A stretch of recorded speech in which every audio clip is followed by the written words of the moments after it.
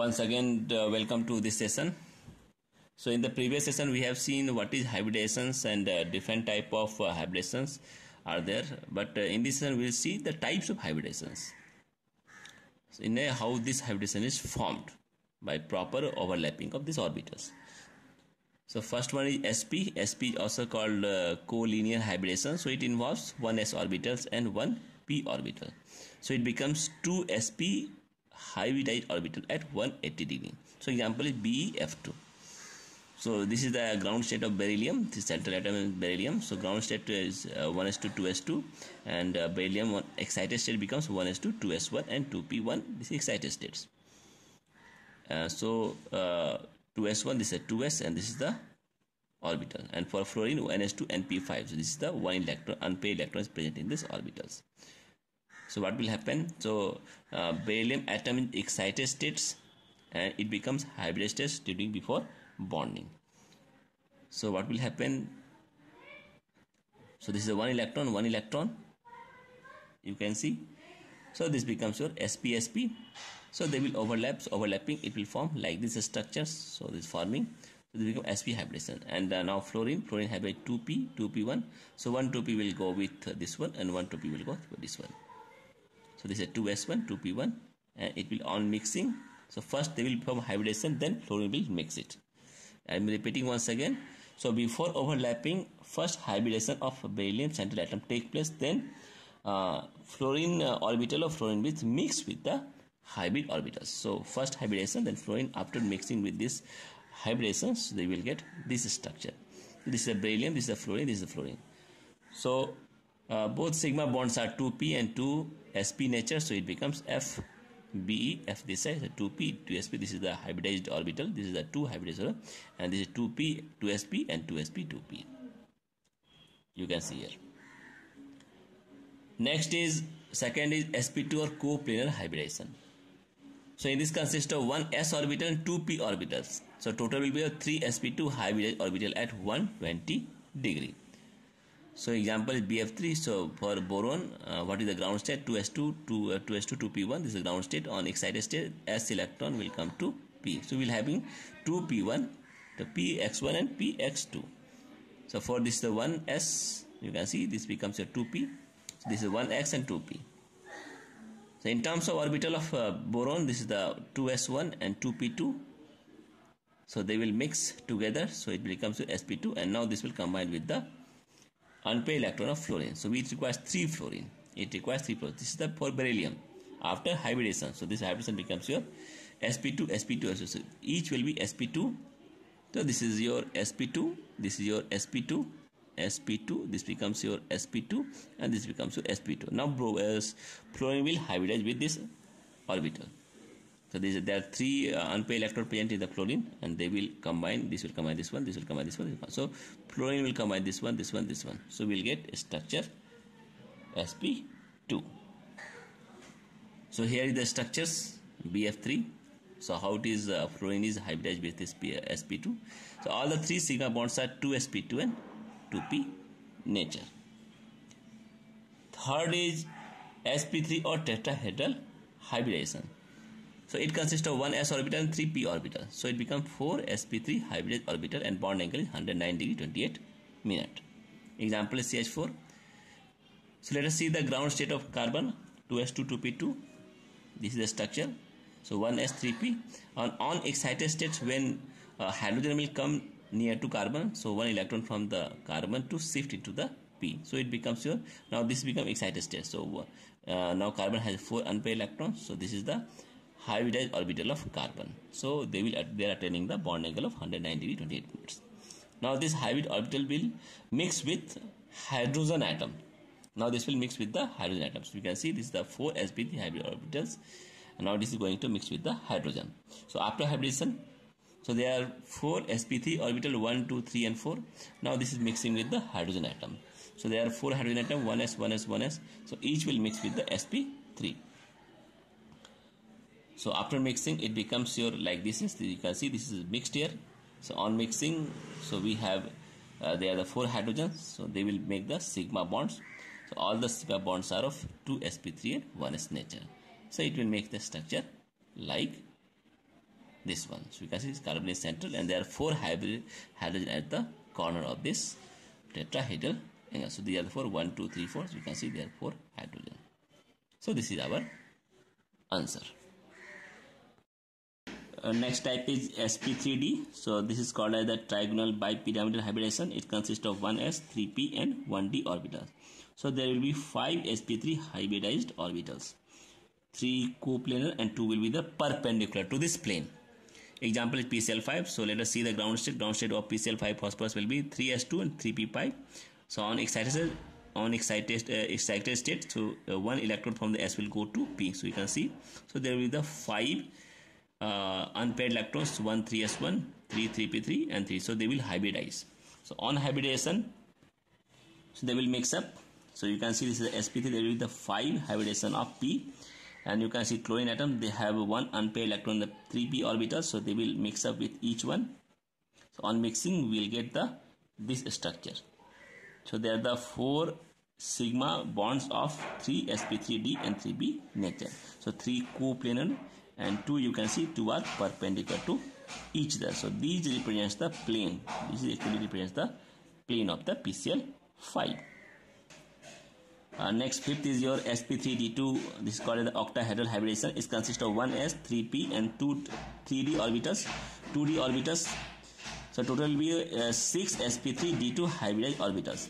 So 4 coplanar. So 4 will be in one plane and 2 will be perpendicular to this plane. So example is SF6. So ground state of sulfur is 3s2, 3p4. You can see this is the configurations. On excited states, so you can see 1 electron from the p will shift to d1. So this is example H2S. In case of SO2, it will go to this one. And if you take the example SF6, so 1 electron from the S also go to d orbital. So this both d orbital is utilized. Now this will get mixed up. So after mixing, so we will get the 6. So 1, 2, 3, 4, 5, 6 hybrid orbitals, hybridations, and we have 6 f electrons. So this f electrons will again combine with these hybridized orbitals, and they will form a structure like this one. So this is the structure of the fluorine. You can see there are 4 coplanar fluorine atoms and 2 is perpendicular to this coplanar. So there are 6 sigma bonds of 3 dsp2 d2 2p nature. So 1, 2, 3, 4, 5, 6. There are 6 sigma bonds. Next is our sp3d3. So this is called the pentagonal bipyramidal hybridization. So there is a 1 s orbital, 3 p orbital and 3 d orbital. So total will be 3 plus 3 6 plus 1 7. So there will be 7 sp3d3 hybridized orbitals. So 5 will be your coplanar and 2 is perpendicular to this plane. Example is ICl7. The ground state of iodine is how much? So NS2 and P5. So you can see over here. So for example HI, so there will be 1 unpaired electron, but if you go for like ICl3, so 1 electron from the P will shift to this one. So you can see 1 is shifting to this one. So there will be 3 unpaired electrons. So 3 chlorine will paired with this unpaired electrons. Similarly, if you take ICl5, so 1 electron from the P will shift to, again they are utilizing the d orbitals. So this they have the 5 unpaired electrons. So they can again hybridized. One more possibility, 1 electron from the S will move to again D. So there will be 7 unpaired electrons. Means it is showing the covalency of 7 in IF7.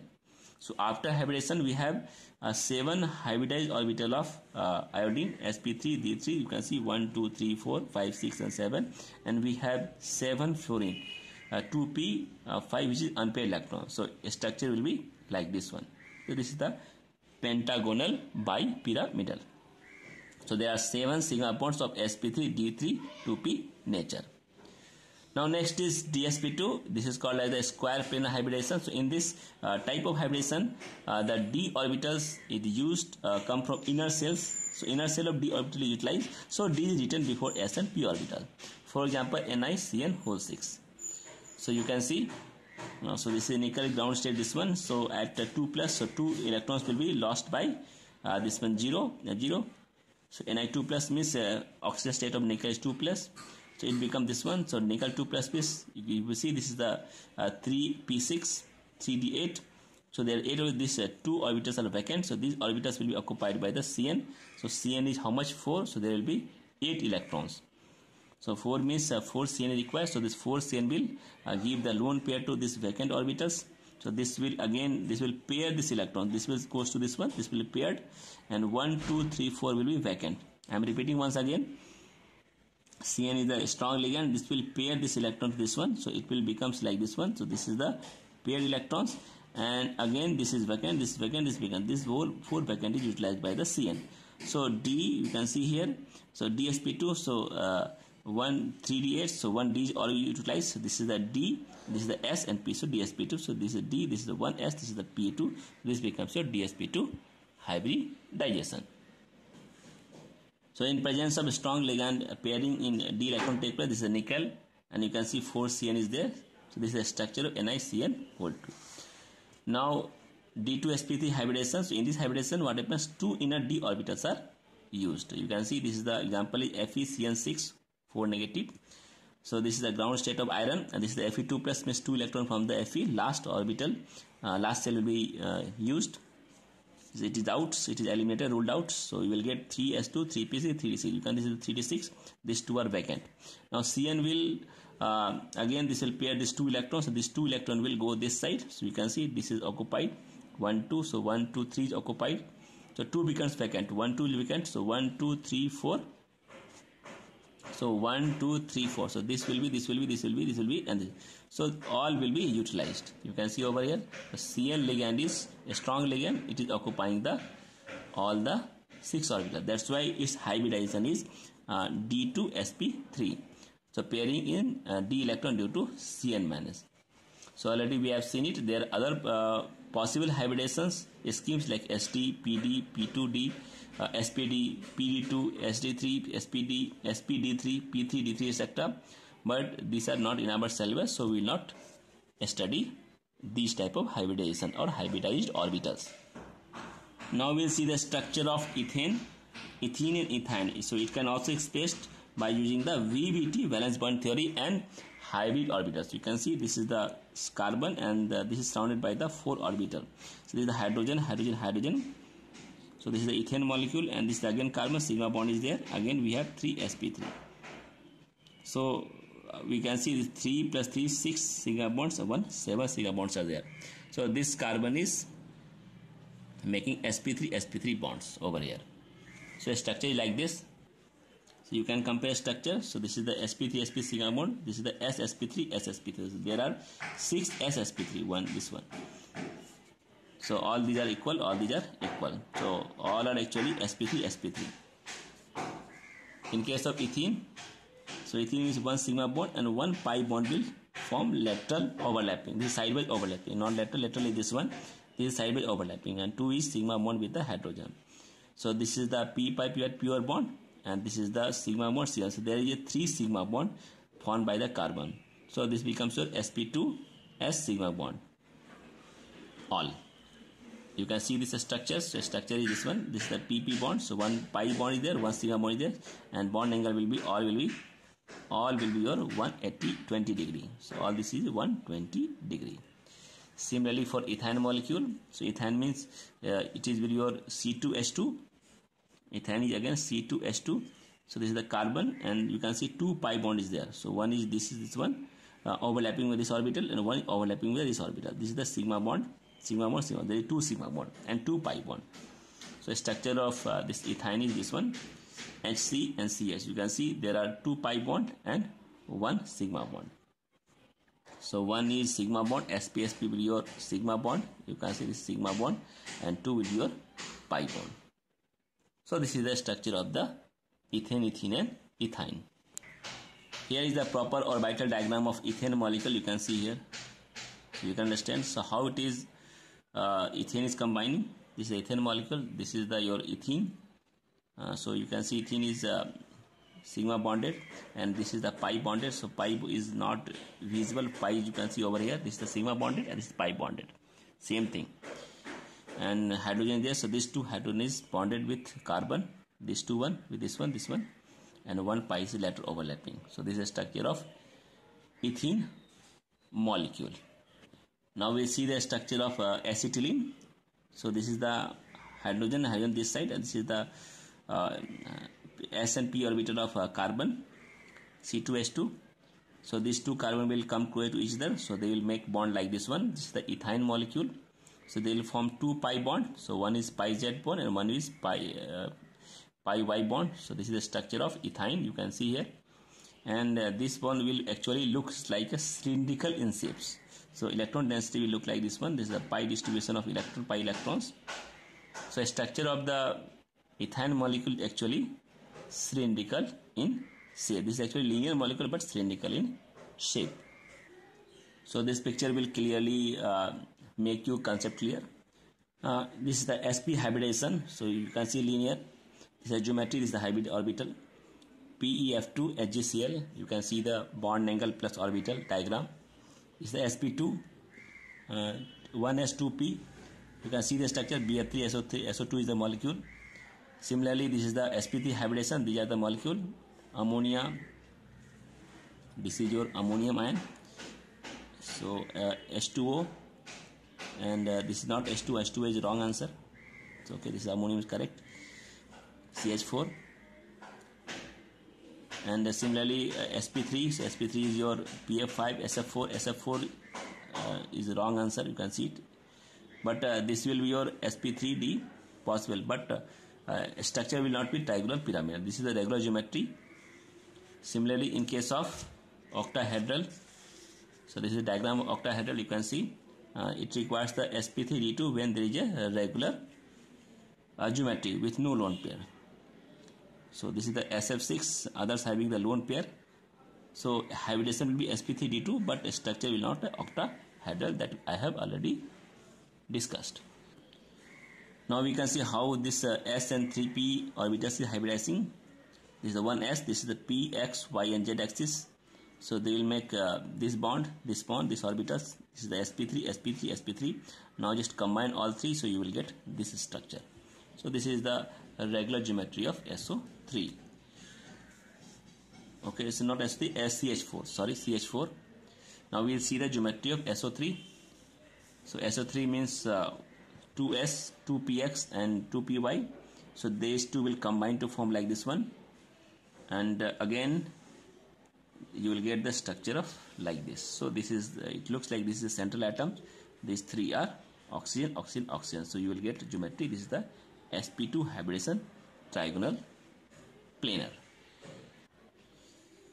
Now in this case, type of hybridization sp3 is s, 3p and d. This is outer orbital structure, this one. In dsp3, so this is structure, this is the inner orbital dz. S and p3 trigonal bipyramidal. sp3d2 will be your s, 3p and d2 is actually dz square and dx square mass y. This is the outer d orbital. X structure will be octahedral. In d2 sp3 dz square plus dx square mass y square plus s plus 3p. So these are dz orbitals again forming octahedral. And in case of dsp2, so d is actually dx square minus y square, s and 2px and py square planar. sp3 d3, so s, px, py, pz. So there are 3 d3, so this will be dxy, dyz. So only d having these three orbitals. In remaining cases, they are utilizing the dx square minus y square or dz square. The structure is pentagonal bipyramidal. You can see how they are hybridizing. So in this case, it is clear. This is the px, this is the dx square minus y square, s and pz and py.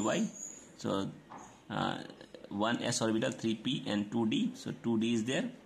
This is 2d and this is, you can see 3p, 1, 2, 3 and s. So all three will combine together, hybridize, and they will form the sp3d2. This is the structure. So this is the structure of the sp3d2 hybridized orbitals.